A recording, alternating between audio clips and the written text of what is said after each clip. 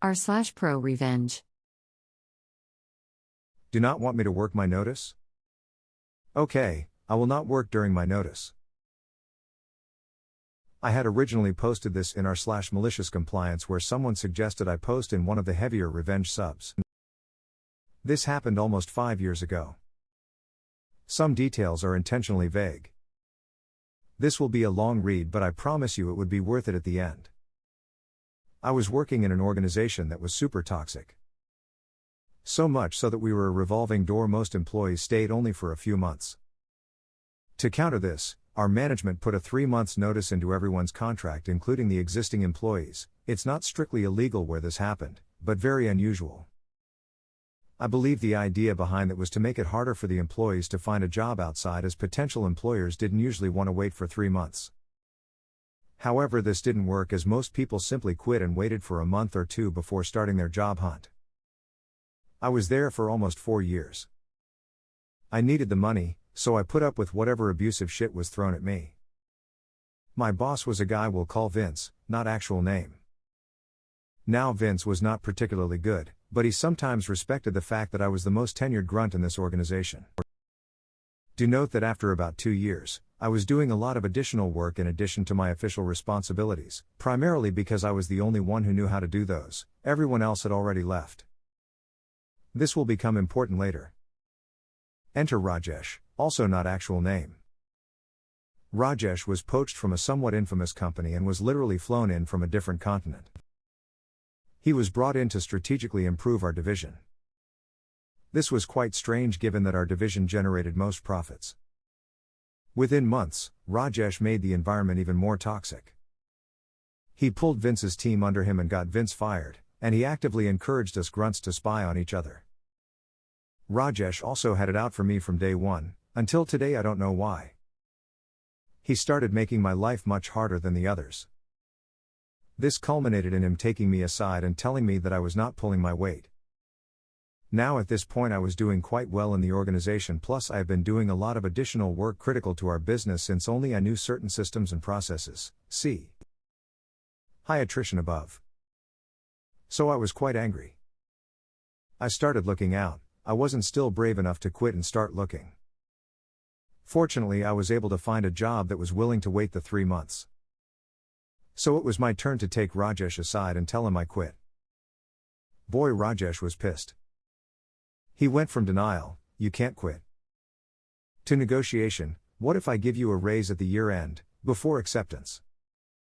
Thus I was serving my notice and working away like an honest bee, my usual work plus the additional work. At this point I was called in by HR and told that Rajesh wanted me gone. The insane part was that they wanted me to pay the company for the 2.5 months shortfall in notice. I obviously refused, then went back and checked the contract. Turns out that a notice of less than 3 months could only happen through mutual consent, and the initiating party, company if they wanted me gone sooner, or me if I wanted to leave earlier, had to compensate the other party for the shortfall. The next day, I stopped doing almost all of my work. I logged in and logged out my hours and did jack shit. I stopped doing any additional work I have been doing, and started taking it really slow on my primary job responsibilities. Since no one else understood the details of what I did, I knew it would be very hard for Rajesh or HR to prove that I was doing any of this on purpose. Then I sat back with my popcorn. Soon there was a complete meltdown all around. Rajesh would pull me into meetings and scream and try to bully me, and I would say nothing but smirk to his face. Next they tried to have someone else learn the additional work I used to do for me so that they could do what I did. Remember I said earlier how I was the only one who knew some of the old systems and processes? Well, now I claimed I didn't really remember any of them, so obviously there could be no handover. Rajesh could do nothing as none of this had been my responsibility or part of my contract, since the leadership had been only too happy to see me do this for free. Soon my workplace turned into a dumpster fire. The HR/Rajesh smartened up and offered to buy out my notice if I cooperated and helped transition my work. I refused. Then, to twist the knife further, I started having meetings with fellow grunts. Remember, everyone was always a newbie, and encouraging them to leave as well, indirectly, nothing that could implicate me. HR tried to get me to leave twice more, but I ended up serving the full 3 months. Remember the mutual consent part? TLDR. Boss screws me over and tries to extort me, I start a dumpster fire. Edit. Made minor edits for better readability. Thanks for the feedback, kind people. Edit 2. Since a lot of people asked. The company is still around, they started outsourcing a lot of our work to Asia, specifically, the country that Rajesh was originally from, where I believe the labor laws are much less stringent and employees are much more willing to put up with a toxic work environment. Rajesh is also doing very well for himself. He has now moved to yet another country, one a lot of Redditors are from, and is with an employer that employs a fuck ton of people. I suspect some of you reading this have or will come in contact directly or indirectly with him. My condolences. Response to post. It is like the company forgot that it was made up of people. When the people are gone, so is the company. Response to post. What happened when you left? Did he get fired? OP's response to this comment. No. Rajesh eventually ran the division to the ground and got everyone laid off. He then left for greener pastures. Last I heard he was doing very well for himself. Response to post. I once left a job because of a toxic new manager as well, and me trying to be nice even said that if they didn't find S replacement in time they could always reach out for questions. This manager then starts calling daily asking me to come to work, for the most basic stuff that literally everybody could do. I ended up not picking up my phone after telling him that I didn't work there any longer and what he was doing was BS.